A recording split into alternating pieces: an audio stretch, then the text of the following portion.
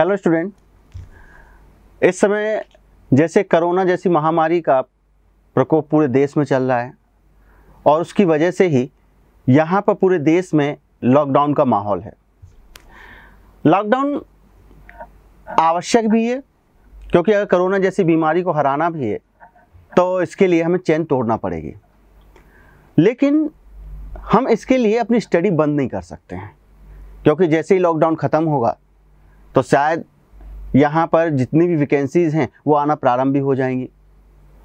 इसीलिए समझदारी इसी में है कि हम लोग यहाँ पर अपनी स्टडी कंटिन्यू रखें।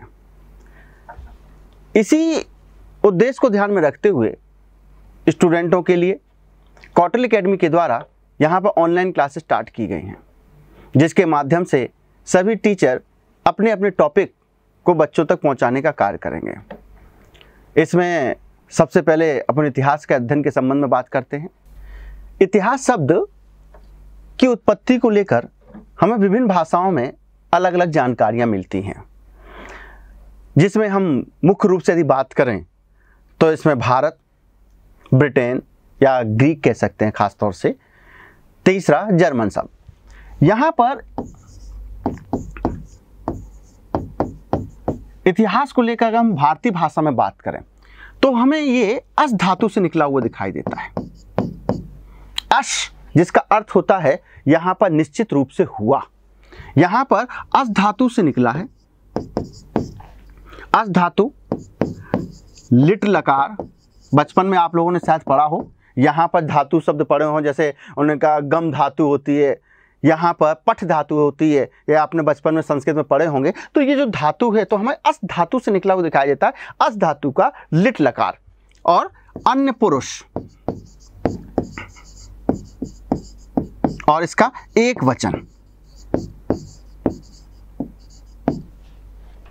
जिसका अर्थ होता है निश्चित रूप से हुआ, निश्चित रूप से हुआ, ये इसका अर्थ होता है। अब आप देख सकते हैं कि इतिहास को हम यहाँ पर अगर संस्कृत के आधार पर बात करें, क्योंकि जैसे हम कहते हैं कि संस्कृत हमारी देव भाषा है और यहाँ से उन भाषाओं की उत्पत्ति मानी जाती है, तो हम कहते हैं कि इतिहास शब्द की उत्पत्ति हमारी अश धातु से मानी गई है। अश धातु का लिट लकार, अन्य पुरुष और एक वचन, ये इसका आधार था, जिसका जो अर्थ देखें तो अर्थ होता है निश्चित रूप से हुआ। वहीं पर अगर हम बात करें थोड़ा सा ग्रीक में, ग्रीक भाषा, तो ग्रीक भाषा का यहां पर एक शब्द आता है हिस्ट्री। हिस्ट्री शब्द आता है। हिस्ट्री शब्द का जो अर्थ है, इसका अर्थ होता है सामान्यतः बुनना। अब बुनना कैसे, तो ये इतिहास में कैसे आ गया बुनना, तो ये कहा गया है कि जितनी भी हमारी विगत घटनाएं घट चुकी हैं, जितनी भी हमारे पास में साक्ष्य हैं, उन सभी घटनाओं का, उन सभी साक्ष्यों को इस प्रकार से बुनना जिससे कि उसका सार गर्भित अर्थ निकल सके, इसलिए इसको कहा गया है बुनना। यहां पर तीसरा जो हमें दिखाई देता है, जर्मन भाषा की बात करें हम, जर्मन भाषा में यहां पर गैस्ची चटे ये शब्द है, ठीक, गैस्ची चटे, जिसका अर्थ होता है कि यहां पर विगत घटनाओं का बोधगम्य विवरण।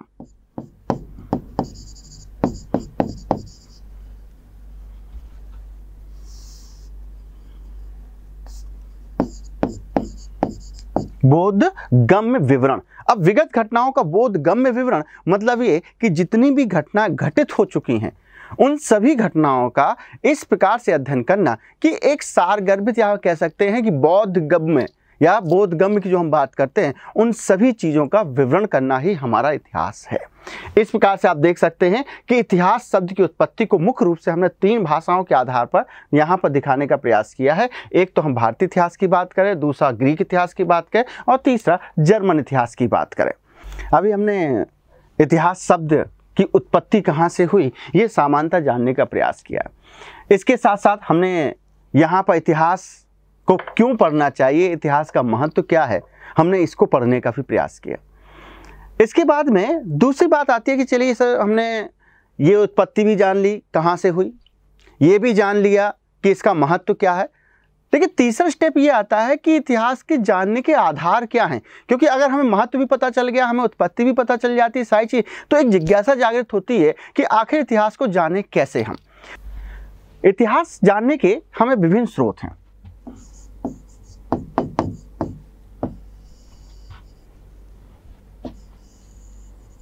सबसे पहले अगर हम देखें तो यहां पर पुरातात्विक अवशेष,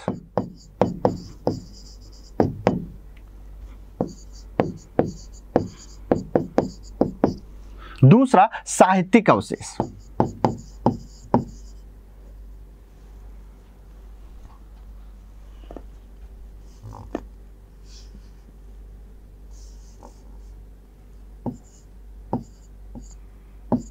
साहित्यिक। एक हो गया पुरातात्विक अवशेष इतिहास जानने के स्रोतों में, और दूसरा है साहित्यिक। यहां पर पुरातात्विक जो अवशेष के रूप में हम देखें तो हमें विभिन्न रूपों में देखने को मिलते हैं। अब विभिन्न रूपों में देखें तो हमें मुख्य रूप से देखने को मिलता है अभिलेख, स्मारक, मुद्रा,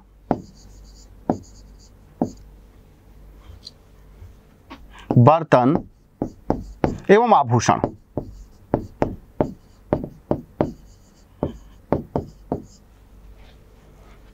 यहां पर ये देखा आपने पुरातात्विक जो अवशेष है, तो हमें जैसे अभिलेख मिले, अशोक के अभिलेख होते हैं, तो हमें जो अभिलेख मिलते हैं उनके माध्यम से इतिहास की भाई उस समय के राजाओं ने क्या किया और उस समय के राजाओं के द्वारा क्या किया गया है, क्या लिखवाया गया, इससे अभिलेखों से ज्ञात होता है। स्मारक, जो भी बिल्डिंगें बनाई जाती थी, उन बिल्डिंगों के आधार पर हमें पता चलता है कि किस प्रकार की चीज़ों बनाते थे, क्या करते थे, ये स्मारकों से पता चलता है। किन राजाओं के द्वारा किस प्रकार की मुद्राएं चलाई जाती थी, किन के द्वारा यहाँ पर सोने की मुद्राएं चलाई गई हैं, तो सोने की मुद्राएं जिनके यहाँ पर सबसे ज़्यादा चली, उनकी अर्थव्यवस्था कैसी होनी चाहिए। यहाँ पर किन राजाओं ने मिलावटी मुद्राओं का उपयोग किया, तो उनकी अर्थव्यवस्था कैसी होनी चाहिए, तो ये मुद्राओं से पता चलता है। उनके यहाँ पर किस प्रकार के बर्तन बनते थे, किस प्रकार के आभूषण बनते थे, इससे भी हमें इतिहास की जानकारी प्राप्त होती है। यहाँ पर जब हम साहित्यिक स्रोतों के आधार पर बात करें तो साहित्यिक स्रोतों में हमें मुख्य रूप से दो प्रकार के देखने को मिलते हैं, एक धार्मिक और दूसरा धर्मनिरपेक्ष।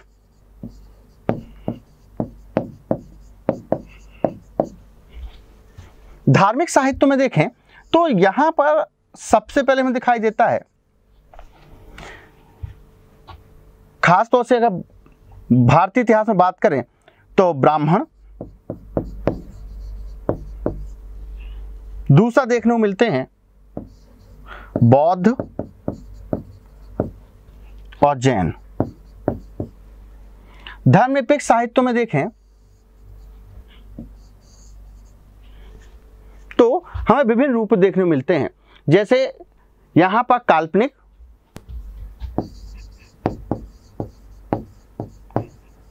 साहित्य, जीवन चरित्र आदि। दूसरा विदेशी,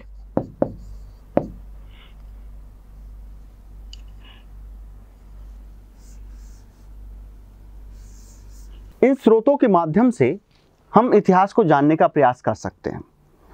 अब इन स्रोतों के माध्यम से हमने इतिहास को जानने का प्रयास किया, लेकिन बहुत सारे जो विदेशी इतिहासकार हैं, बहुत सारे जो भारतीय इतिहासकार भी हैं, वो हमारे इतिहास पद्धति को, जो प्राचीन पद्धति है, उस पद्धति को भी पर भी प्रश्न चिन्ह उठाते हैं।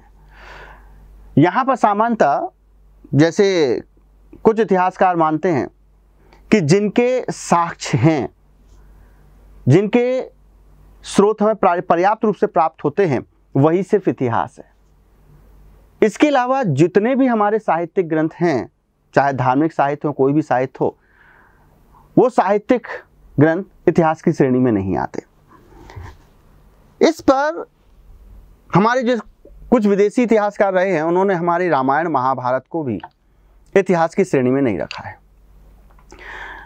अब इतिहास की श्रेणी में ना रखने के पीछे उनका जो आधार था कि इतिहास की वास्तविक परिभाषा देखा है तो निश्चित रूप से घटित हुई ये परिभाषा है। यहाँ पर जितने भी हमें अवशेष प्राप्त होते हैं, उन अवशेषों का तथ्यात्मक विवरण करना ही हमारा इतिहास है। तो उस समय पर हमारे रामायण और महाभारत का भी विशेष रूप से ना तो तथ्यात्मक कोई आधार था, ना चीज़ें थीं, जिसके कारण उन्होंने इस चीज़ को नहीं रखा।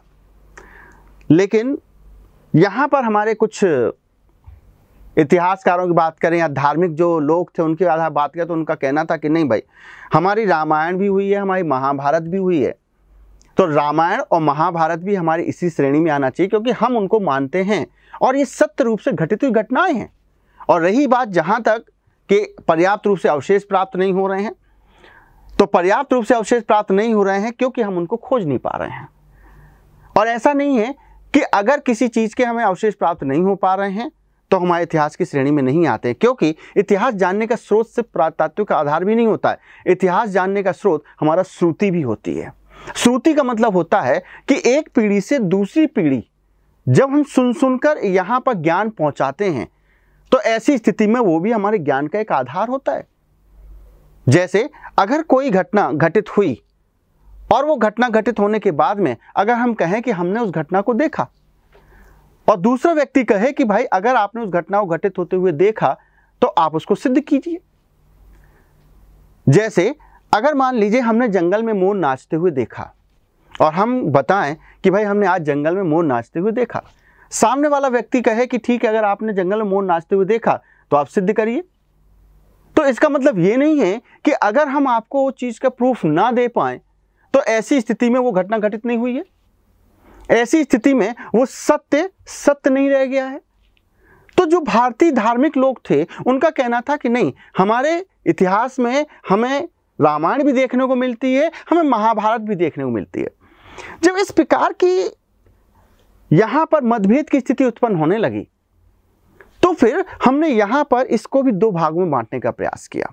अब जब इसको दो भागों में बांटने का प्रयास किया तो यहाँ पर हम कह सकते हैं कि यहाँ पर एक मानते हैं कि भाई जो घटना घटित हो चुकी है, जिनके हमें अवशेष हैं, जिनके पर्याप्त साक्ष्य उपलब्ध हो रहे हैं, उसको तो हम इतिहास मानेंगे। और जिनका हमें पर्याप्त साक्ष्य उपलब्ध नहीं हो रहा है या जिनके अवशेष प्राप्त नहीं हो रहे हैं, उनको यहाँ पर ये नहीं कह सकते कि सिर्फ वो काल्पनिक घटनाएं हैं। यहाँ पर चूंकि एक पीढ़ी से दूसरी पीढ़ी सुनकर वो चीज़ें आई हैं, तो ऐसी स्थिति में ये मानना चाहिए कि वो घटना घटित हुई हैं लेकिन पर्याप्त साक्ष्य नहीं है। तो उनको हमने ऐसी घटनाओं को हमने माइथोलॉजी यहाँ पर या धार्मिक ग्रंथों के रूप में उनको समाहित किया है। तो ऐसी स्थिति में हम देखते हैं कि एक वो घटनाक्रम जिनके हमें पर्याप्त साक्ष्य उपलब्ध हो रहे हैं, एक वो घटनाक्रम जिनके हमें सिर्फ सुनकर एक पीढ़ी से दूसरी पीढ़ी में यहाँ पर ज्ञान का विस्तार हुआ है, एक वो घटनाक्रम जिनको हमने काल्पनिक ग्रंथ की संज्ञा तो नहीं दी, लेकिन हाँ, उनको धार्मिक ग्रंथ कहकर हमने संबोधित करने का प्रयास किया है। तो इस प्रकार से हम कह सकते हैं कि जो हमारे रामायण महाभारत हैं वो धार्मिक ग्रंथ हैं, लेकिन हाँ, ये नहीं कहते कि काल्पनिक ग्रंथ हैं। दूसरा, वहीं पर हमारे चाहे अर्थशास्त्र की बात करें, चाहे हम राजतरंगिणी की बात करें, चाहे हर चरित्र की बात करें, ये जो ग्रंथ हैं, इन ग्रंथों को हम ऐतिहासिक ग्रंथों में यहाँ पर समाहित करते हैं। इस प्रकार से आपने जाना कि हमारे इतिहास के जानने के स्रोत किस रूप में सामने आए। यहाँ पर एक समानता स्रोत के रूप में हम देखते हैं कि ये इस प्रकार के स्रोत हैं। दूसरा, हमने ये कि जिन ग्रंथों के हमें यहाँ पर ये पर्याप्त रूप से साक्ष्य उपलब्ध नहीं हो पा रहे हैं, उन ग्रंथों को हमने एक धार्मिक ग्रंथों की श्रेणी में दे के रखा हुआ है। ये हो गया हमारे इतिहास जानने के स्रोत के आधार पर बात करें। अब तीसरा जो कंडीशन बनती है कि आखिर हमारे इतिहास को यहाँ पर सामान्यतः इतिहासकारों ने तीन भागों में फिर से बांटने का प्रयास किया है। अब तीन भागों में बांटने का प्रयास किया किस आधार पर कि जिस प्रकार से हमें साहित्यिक स्रोतों के आधार पर देखें, चाहे हम पुरातात्विक स्रोतों के आधार पर देखें, जैसे हमें साक्ष्य उपलब्ध हुए हैं, उन साक्ष्यों के आधार पर ही हमने इतिहास को सामान्यतः फिर से तीन भागों में बांटा है। अब जो तीन भागों में फिर से बांटा है,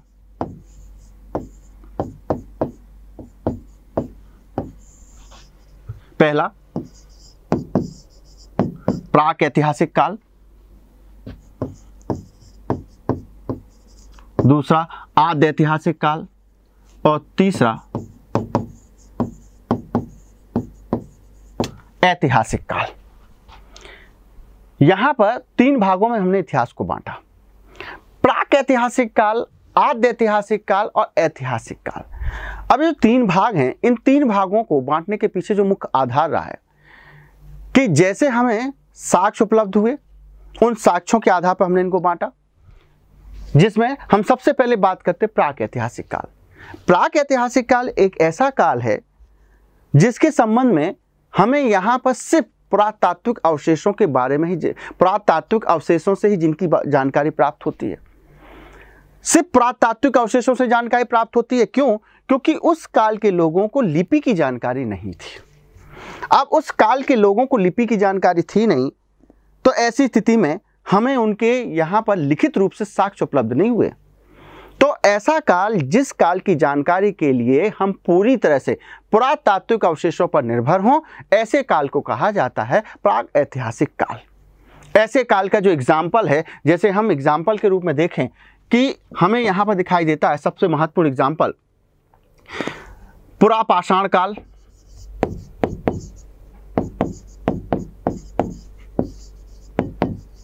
पाषाण काल, ऐसा काल। दूसरा, हमें यहां पर इतिहास की बात करें तो आद्य ऐतिहासिक काल।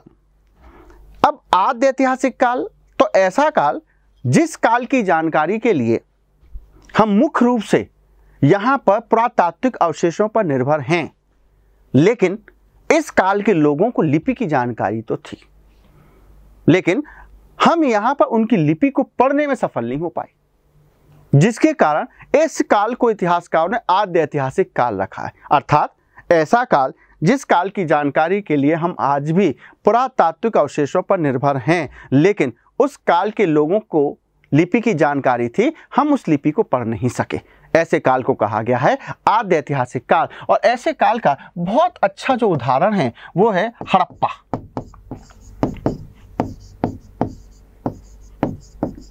हड़प्पा सभ्यता, ये हो गया दूसरा।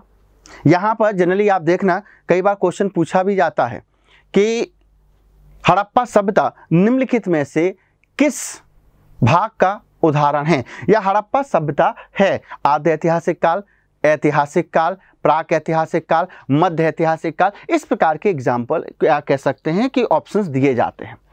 तीसरा काल ऐतिहासिक काल। ऐतिहासिक काल ऐसा काल जिसकी जानकारी के लिए हम मुख्य रूप से साहित्यिक स्रोतों पर निर्भर हैं। उस काल के जानकारी के लिए हम मुख्य रूप से साहित्यिक स्रोतों पर निर्भर हैं, लेकिन उस काल के हमें पुरातात्विक अवशेष भी प्राप्त होते हैं।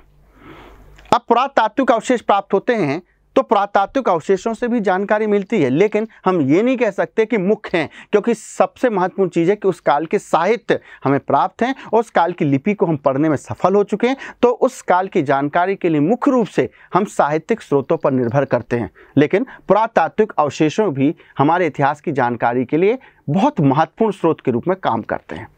ऐसा काल के जो एग्जाम्पल हैं, जैसे हम कहते हैं गुप्त काल,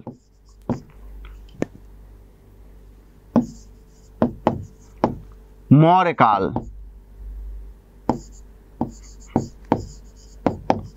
आदि।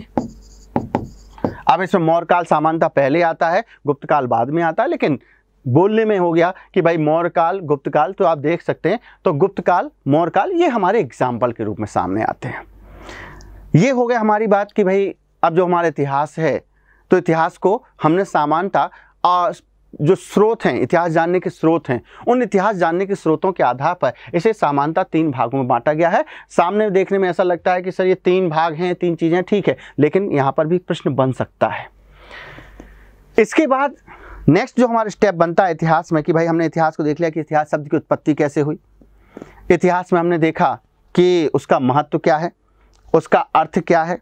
तीसरा ये हो गया कि इतिहास का महत्व भी हो गया, अर्थ भी हो गया, तो इतिहास को जानना कैसे चाहिए, तो स्रोत भी हो गए।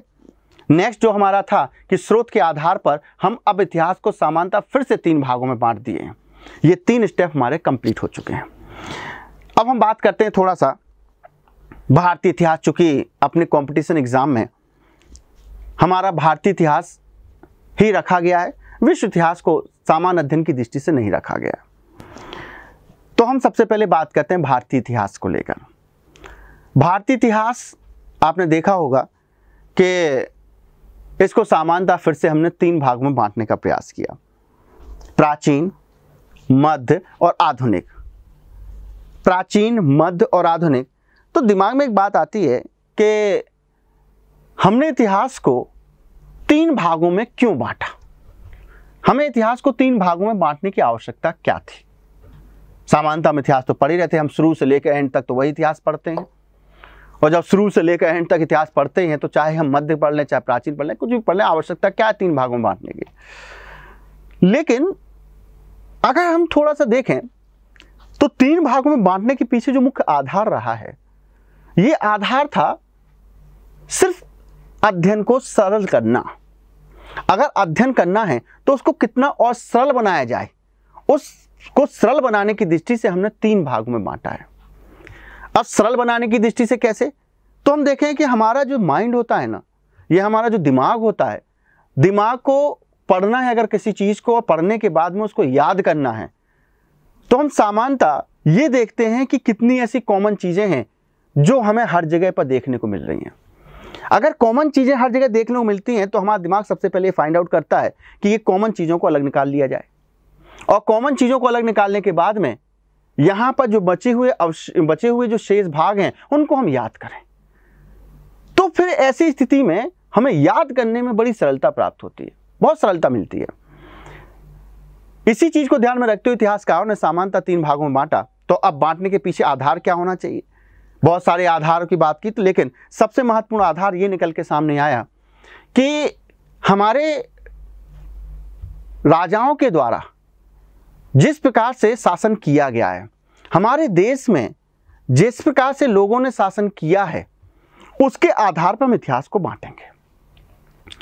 अब जिस प्रकार से शासन किया उसके आधार पर इतिहास को बांटना है, तो हम देखते हैं कि एक टाइम पीरियड ऐसा था जहां सिर्फ भारतीय राजाओं ने ही शासन किया, या कह सकते हैं हिंदू राजाओं ने ही शासन किया है। एक भाग ऐसा है जहां सिर्फ मुस्लिम राजाओं के द्वारा ही शासन किया गया है, और एक भाग ऐसा है जहां पर क्षेत्रीय शासन व्यवस्था और प्लस अंग्रेजों के द्वारा भारत में शासन किया गया है।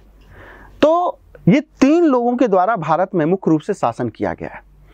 एक भारतीय राजा है, दूसरा हमारे मुस्लिम राजाओं के द्वारा, और तीसरा क्षेत्रीय शक्तियां प्लस अंग्रेजों के द्वारा शासन किया गया है। तो अब इन 3 आधारों बांटने के पीछे रीजन एक बहुत बड़ा ये होता है कि यहां पर हिंदू राजाओं के द्वारा शासन किया गया एक लंबे पीरियड तक। हिंदू राजाओं के द्वारा शासन किया गया, चाहे मौर्य काल की बात कहें, चाहे गुप्त काल की बात कहें, चाहे वर्धन वंश की बात कहें, चालुक्य वंश की बात, किसी की बात, लेकिन बहुत सारी चीजें यहां पर कॉमन होंगी। क्यों? क्योंकि हमारी संस्कृति एक है। अगर हमारी संस्कृति एक है, सभ्यता एक जैसी है, तो ऐसी स्थिति में कोई भी व्यक्ति गद्दी पर बैठेगा, चाहे गुप्त बैठे चाहे मौर्य बैठे, बहुत सारी व्यवस्थाएं तो हमें यथावत देखने को ही मिलेंगी। जैसे अगर आप उठा के देखें तो यहां पर हम उत्तर वैदिक काल से भी यदि बात करें, तो उत्तर वैदिक काल से लेकर हर्षवर्धन काल तक की बात करें, चालुक्य राजाओं के टाइम पीरियड की भी बात करें, तो हमें देखने को मिलता है कि इन राजाओं के द्वारा जो किसानों से टैक्स लिया गया है, वो टैक्स लिया गया है उनके कुल उत्पादन का सामान्यतः 1/4 से 1/6वां हिस्सा तक। आप मौर्य काल में बात करेंगे कि अशोक के द्वारा यहां पर किसानों से कितना कर की वसूली की गई, तो सामान्यतः 1/4 से 1/6वां हिस्सा। समुद्रगुप्त के द्वारा कितनी की गई, 1/4 से 1/6वां हिस्सा, और हर्षवर्धन के द्वारा कितनी की गई, तो 1/4 से 1/6वां हिस्सा। तो आप देख सकते हैं कि यहां पर हमने 3 काल की समानता बात की, मौर्य काल, गुप्त काल और हर्षवर्धन काल। तो इन राजाओं ने सामान्यतः किसानों से उतना ही कर लिया है। तो एक दिमाग में बैठ जाती बात कि भाई इतना ही कर लिया है, तो दिमाग में है कि भाई सामान्यतः कोई भी क्वेश्चन कुछ भी बने, चाहे चंद्रगुप्त मौर्य का बने चाहे विक्रमादित्य का बने, लेकिन दिमाग में होगा कि 1/4 हिस्सा ही यहाँ पर कर के रूप में प्राप्त किया है। और कर को भी यहाँ पर हम देख सकते हैं कि उत्तर वैदिक काल में किसानों से लिया जाने वाला जो कर था उसे भाग कर कहा गया है। मौर्य काल में जो कर लिया जाता था किसानों से, उसे भी भाग कर कहते थे। गुप्त काल में जो किसानों से कर लिया जाता था वो भी भाग कर के रूप में जाना जाता था। तो आप सोच सकते हैं कि यहां पर भले वंश बदले, लेकिन शब्दावली लगभग सामान्य रही है। अब देख सकते हैं कि कितना अध्ययन करने में हमें सरल हो गया कि हमने एक पोर्शन निकाल दिया कि किसानों से इतना लिया गया और इतना कर लिया गया, इसको सामान्यतः ये कहते थे। उसी प्रकार से उस काल में यहाँ पर जो सरकारी भूमि होती थी, राजकीय जो भूमि होती थी, तो मौर्य काल में भी राजकीय भूमि को सीता भूमि कहा गया है। यहाँ पर उत्तर वैदिक काल में भी आते हैं तो राजकीय भूमि को सीता भूमि ही कहा गया। तो आप देख सकते हैं कि यहाँ पर शब्दावली भी परिवर्तित नहीं हो पा रही है, तो शब्दावली भी बहुत कुछ परिवर्तित नहीं हो रही है। यहाँ पर कर की स्थिति भी यथावत बनी हुई दिखाई दे रही है। तो हम जब याद करेंगे तो हमें ये पोर्शन एक अलग दिखाई देगा जो कि कॉमन है, और उसको हम अध्ययन की दृष्टि से बड़े सहूलियत के आधार पर उसको अलग भी कर सकते हैं। उसी प्रकार से मध्यकाल में बात करें तो मध्यकाल में जब हम भूमि कर की बात करते किसानों से, तो सामान्यतः राजाओं के द्वारा 1/3 हिस्सा लिया गया है, सामान्यतः 1/3 हिस्सा। और यहाँ पर सामान्यतः 1/3 हिस्सा लिया गया है। और वहाँ पर हम जो टैक्स की बात करते हैं तो यहाँ पर जजिया, जकात, खम्स और खिराज, तो यहाँ पर खिराज के रूप में देखते हैं कि खिराज यहाँ पर जनता से वसूल किया जाता था, हिंदुओं से और मुसलमानों से खम्स लिया जाता था। लेकिन यहाँ पर चाहे आप बात करते हैं अलाउद्दीन खिलजी के टाइम पीरियड में बात करें, चाहे हम कुतुबुद्दीन ऐबक के टाइम पे बात करें, चाहे अकबर के समय पर बात करें, सामान्यतः कर तो यही थे, इसी नाम से ही जाने जाते थे। अलाउद्दीन खिलजी ने भले अपने यहाँ पर 1/2 हिस्सा लिया है, लेकिन अगर कॉमन बात करें तो अलाउद्दीन खिलजी के अलावा जितने भी कॉमन मुस्लिम राजा हुए सामान्यतः 1/3 हिस्सा ही लेते थे। उनके समय की, मुस्लिम राजाओं के समय की सरकारी भूमि को सामान्यतः खालसा भूमि ही कहा गया है। अगर कोई क्वेश्चन पूछे तो इल्तुतमिश के शासनकाल में यहाँ पर राजकीय भूमि को क्या कहा गया? खालसा भूमि। औरंगजेब के शासनकाल में क्या कहा गया? खालसा भूमि। तो आप देख सकते हैं कि चाहे हम इल्तुतमिश की बात करें, वहां से लेकर हम बात करते हैं औरंगजेब के टाइम पीरियड में, इस समय तक सरकारी भूमि के लिए एक ही शब्द का उपयोग किया गया है, खालसा भूमि। तो आप देख सकते हैं कि हमारे लिए अध्ययन करना कितना सरल हो गया, क्योंकि अगर अलग अलग हम क्वेश्चन बात करें कि भाई अशोक के समय पर क्या कहा गया, अकबर के समय पर यहाँ पर राजकीय भूमि के लिए किस शब्द का उपयोग किया गया, और हम सभी जगह पर रटने बैठेंगे तो शायद अध्ययन करना हमारे लिए इतना सरल नहीं होगा। इसीलिए हमने सामान्यतः इतिहास को यहाँ पर 3 भागों में इसलिए बांटा कि अध्ययन की दृष्टि से हमें थोड़ा सा सहूलियत प्राप्त हो, थोड़ी सी हमें सरलता मिले। अब बात करते हैं कि भाई ये तो हो गया इतिहास को हमने 3 भागों में क्यों बांटा। हमने मान लिया कि हमारी सहूलियत के लिए इतिहासकारों ने इतिहास को 3 भागों में बांटा। तो यहाँ पर जो 3 भागों में बांटा गया है वो कब से कब तक बांटा गया है, तो कब से कब तक बांटा गया है, तो इस चीज को लेकर भी हमें यहाँ पर दिखाई देता है कि सभी इतिहासकारों ने अपने अपने आधार पर बात करने की प्रयास किया है। ये नहीं कह सकते कि एक थंब रूल है। थंब रूल का मतलब ये कि भाई अगर हमने यहाँ पर बोर्ड पर लिख दिया कि ये है और ये थंब रूल है, तो नहीं, क्योंकि सभी इतिहासकारों ने अपने अपने हिसाब से बातें की हैं। जैसे अगर हम बात करें भारतीय इतिहास को लेकर,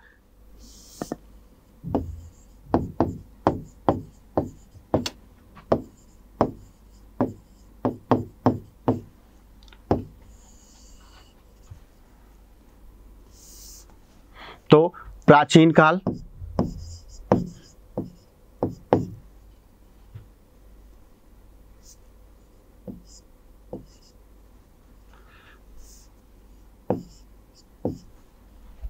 मध्यकाल,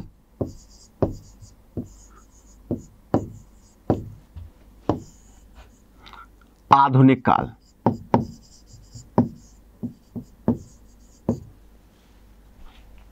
ये सामान्यतः हमने 3 भागों में बांटा। जब हम प्राचीन काल की बात करते हैं तो प्राचीन काल वैसे तो देखें तो इतिहास अतीत की घटनाओं का क्रमबद्ध अध्ययन, और अतीत की घटनाओं क्रमबद्ध अध्ययन जितना भी घटित हो चुका है ये सब हमारा इतिहास है। लेकिन अब हम थोड़ा सा सिलेबस के अनुसार भी यदि हम बात करें तो सिलेबस के अनुसार हम देखें तो हमारे इतिहास को भी यहाँ पर सामान्यतः हम देख सकते हैं कि सिंधु घाटी सभ्यता से यदि हम बात करें तो सिंधु घाटी सभ्यता से यदि हम बात करेंगे तो लगभग हम बात करते हैं 2300 BC से लेकर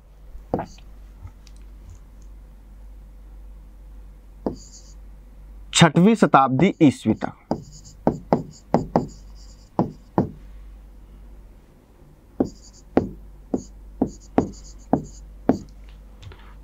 मध्यकाल की बात करें तो 6वीं शताब्दी ईस्वी से लेकर 1707 AD तक, और आधुनिक काल की बात करें तो 1707 से लेकर हम मानते हैं 1947 तक ईस्वी तक। यानी आप यहां पर देखें कि प्राचीन काल 2300 BC से लेकर 6वीं शताब्दी ईस्वी तक, मध्यकाल 6वीं शताब्दी ईस्वी से लेकर 1707 ईस्वी तक और आधुनिक काल 1947 तक यहाँ पर हमने समानता माना है। 2300 BC से लेकर यहाँ पर 7वीं शताब्दी ईस्वी तक, 7वीं शताब्दी ईस्वी तक हमने इसको समानता प्राचीन काल माना है। मध्यकाल 7वीं शताब्दी ईस्वी से 1707 ईस्वी तक और आधुनिक काल 1947 ईस्वी तक समानता माना है। अब यहाँ पर इतिहासकार मानते हैं कि भाई अलग अलग इतिहासकार, जैसे चलिए प्राचीन काल में भी यहाँ पर कंट्रोवर्सी रहेगी आपकी, मध्यकाल में भी यहाँ पर कंट्रोवर्सी रहेगी आपकी। कुछ इतिहासकार मानते हैं कि 1707 तक यहाँ पर हमारा आधुनिक काल नहीं होता है, क्योंकि आधुनिक काल 1707 मतलब कि भाई यहाँ से मुगलों का शासन समाप्त हो गया। तो कहते हैं मुगलों का शासन समाप्त हो गया है, तो मुगलों का शासन समाप्त तो हुआ ही नहीं था, क्योंकि उसके बाद में तो उत्तरवर्ती मुगल के चले हमारे यहाँ। यहाँ पर कुछ इतिहासकार मानते हैं कि हमें यहाँ पर 1707 की जगह पर हमें 1858 लेना चाहिए। 1858 क्यों? क्योंकि जैसे ही यहाँ पर बहादुर शाह जफर सत्ता से पदच्युत किए जाते हैं, हटाए जाते हैं, उसके साथ ही मध्यकाल समाप्त होता है। लेकिन अभी हमने फिर से वही बात की है कि हमने यहाँ पर जो व्यवस्थाएं चल रही थी, जो प्रशासनिक व्यवस्थाएं चल रही थी, उन प्रशासनिक व्यवस्थाओं के आधार पर इतिहास को बांटने का प्रयास किया है। अब उसको हम यहाँ पर धर्म के आधार पर जोड़ें तो वो सही नहीं है। तो यहाँ पर कुछ इतिहासकार कहते हैं कि नहीं, हम अंग्रेजों की शासन व्यवस्था और क्षेत्रीय शक्तियों के विस्तार से हम इसको रखेंगे, इसीलिए हमारा जो इतिहास होना चाहिए आधुनिक काल, वो होना चाहिए यहाँ पर 1757 अर्थात प्लासी का युद्ध। प्लासी के युद्ध के बाद से बंगाल में यहाँ पर अंग्रेजों का प्रभुत्व स्थापित हो गया था। तब से हम कह सकते हैं कि मध्यकाल खत्म हो गया। लेकिन फिर से हम वही बात करें कि 1757 के प्लासी के युद्ध के बाद अंग्रेजों का यहाँ पर बंगाल में प्रभुत्व हुआ, लेकिन भारत में जो शक्तियाँ थीं अभी भी स्थापित थीं। मराठे अभी भी ताकतवर थे, बहुत सारी क्षेत्रीय शक्तियाँ ताकतवर थीं। तो हम इस आधार पर नहीं कह सकते कि 1757 प्लासी के युद्ध के साथ ही ये हो गया। इस आधार पर हमें सिर्फ सिंपल सी चीज़ दिखाई देती है कि मध्यकाल यानी जो मुगलों का जो स्वर्ण युग था वो औरंगजेब के काल तक था, और मुगलों का स्वर्ण युग अगर औरंगजेब के काल तक था तो 1707 में जैसे ही औरंगजेब की मृत्यु होती है, औरंगजेब की मृत्यु के साथ ही भारत में बहुत सारी क्षेत्रीय शक्तियां स्थापित हो जाती हैं। और जो क्षेत्रीय शक्तियां ताकतवर हो जाती हैं तो यहाँ पर मुगल एक छोटे से राज्य के रूप में शासन करते हैं या फिर इन क्षेत्रीय शक्तियों की सहायता से शासन करते हैं। और आगे जाकर तो हम दिखाई देता है कि यहाँ पर अंग्रेजों के पेंशन याफ्ता के रूप में काम करते हैं। और जब अंग्रेजों के पेंशन याफ्ता के रूप में काम कर रहे हैं तो फिर हम कैसे मान लें कि अंग्रेजों के शासन यानी टाइम पीरियड में मुगलों का शासन रहा है। यहाँ पर इस आधार पर इतिहासकार कहते हैं कि नहीं, हम तब मानेंगे जब यहाँ पर देखा गया है कि भाई जैसे ही औरंगजेब मरा तो औरंगजेब के मरने के साथ ही यहाँ पर मध्यकाल भी समाप्त हो जाता है। तो इस आधार पर हमने इतिहास को देखा कि 3 भागों में बांटा, और यहाँ पर 3 भागों में तो बांट लिया, प्राचीन, मध्य और आधुनिक। लेकिन एक बात फिर से आती है कि क्या 1947 के बाद का इतिहास खत्म हो गया है? क्या 1947 के बाद इतिहास नहीं रहा है? जबकि हमने परिभाषा पढ़ी थी कि अतीत की घटनाओं का क्रमबद्ध अध्ययन, तो क्या अतीत 1947 तक ही था क्या? तो एक इतिहासकार फिर से इसको कहते हैं कि नहीं, 1947 के बाद का जो इतिहास है इसको हम फिर से एक नया नाम देते हैं, समकालीन इतिहास।